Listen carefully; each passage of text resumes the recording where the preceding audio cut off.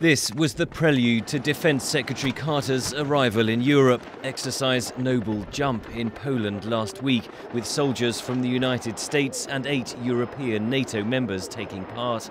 It was the first full exercise for the so-called Very High Readiness Joint Task Force, designed to be deployed in less than 48 hours. Speaking in Berlin, once a divided city that symbolised the Cold War, Carter said the West is not seeking a new confrontation with Moscow.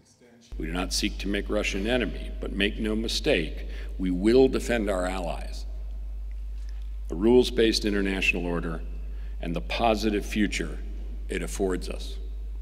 We will stand up to Russia's actions and their attempts to reestablish a Soviet-era sphere of influence.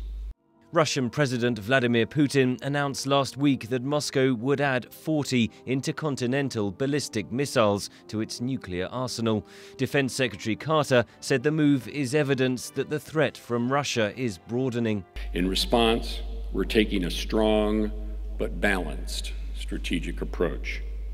An approach that seeks to ensure Russia cannot force anyone to turn toward the past, all the while welcoming and encouraging Russia to turn back toward the future.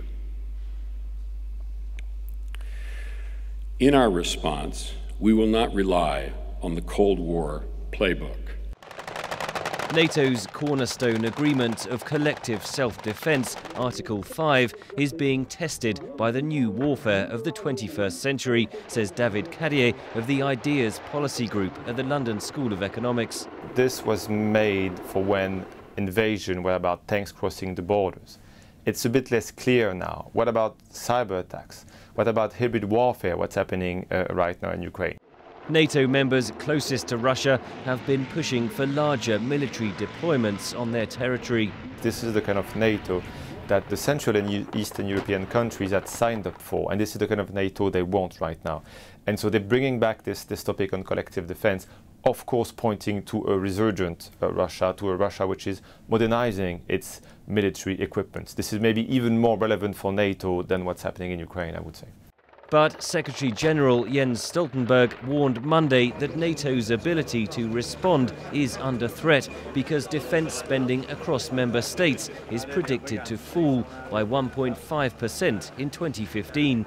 So we need to redouble our efforts to reverse this trend because we are facing more challenges and we cannot do more with less indefinitely.